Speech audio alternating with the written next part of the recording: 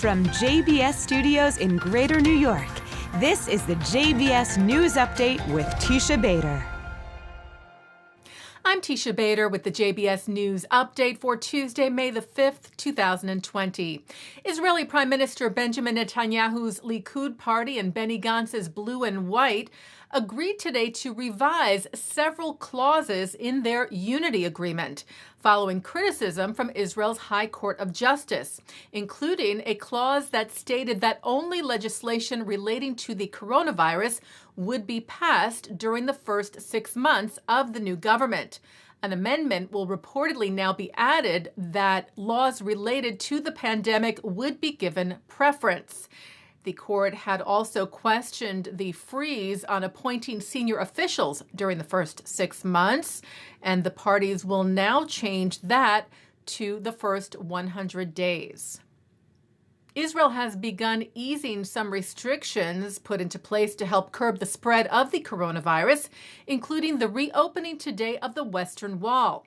The holy site in Jerusalem's Old City has new regulations in place to help keep social distancing measures, with the prayer area divided into small sections in which 19 people can pray together while maintaining just over 6 feet between each person. Some promising news in helping those ill with the coronavirus. Israel's Institute for Biological Research said it has developed an antibody that can neutralize COVID-19, though it is still months away from a treatment. The institute is run by Israel's Defense Ministry, who said it should be emphasized that the scientific achievement has the potential to progress towards a treatment for corona patients and that it is not a vaccine for wide use, adding this is an important milestone which will be followed by a series of complex tests and a process of regulatory approvals. This being said, the scientists at the Institute believe that the nature of this breakthrough could lead to a shortening of the process, which could span over several months. And the Times of Israel reports that Israel's National Blood Service is close to developing an antibody to prevent infection from COVID-19.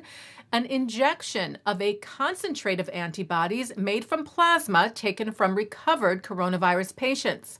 Eilat Schneier, director of Magen David Adom Blood Services, told the news site, "We all know that an active vaccine will take time, yet we're all worried about next winter, and we want to be prepared. The hope," she said, "is that it will prevent infection." Schneier said that after a short testing process, the injection should be produced in about 4 to 6 weeks.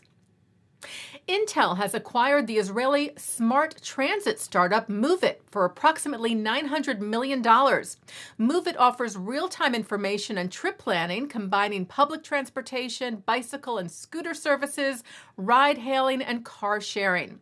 MoveIt is used by 800 million riders across 102 countries.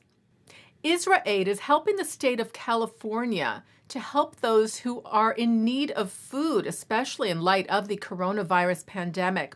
The Jewish Journal reports that volunteers from the Israeli humanitarian group are working at food banks and distributing boxes of food in Los Angeles in partnership with the Mirage Institute and Shalom Corps, with more volunteer help from the Chesed Committee at Modern Orthodox Young Israel of Century City, whose chair Flora Gluberman said, "I thought it was a real Kiddush Hashem, sanctification of God's name. There's a real need," she said, "to help everybody. Whenever there is a crisis, it's beautiful to see how many are willing to go out and help." And finally today, a Mazel Tov to a member of the JBS family, Rabbi Mark Schneier and his wife Simi, on the Brit Milah today of their newborn son, given the name Liam Naftali. Rabbi Mark Golub and all of us at JBS wish Liam Naftali a life of health and long life, and may he bring honor to his parents, his family, and the entire Jewish people.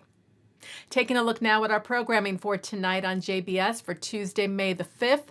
At 7 o'clock, Holocaust scholar Raphael Medoff suggests why FDR failed to save European Jewry during World War II.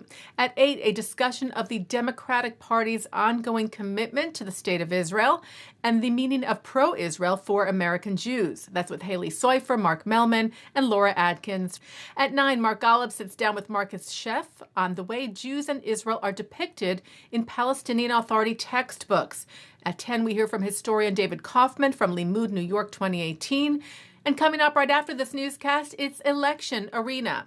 And that's the JBS News Update for Tuesday, May the 5th, 2020. I'm Teisha Bader. Stay healthy, stay well.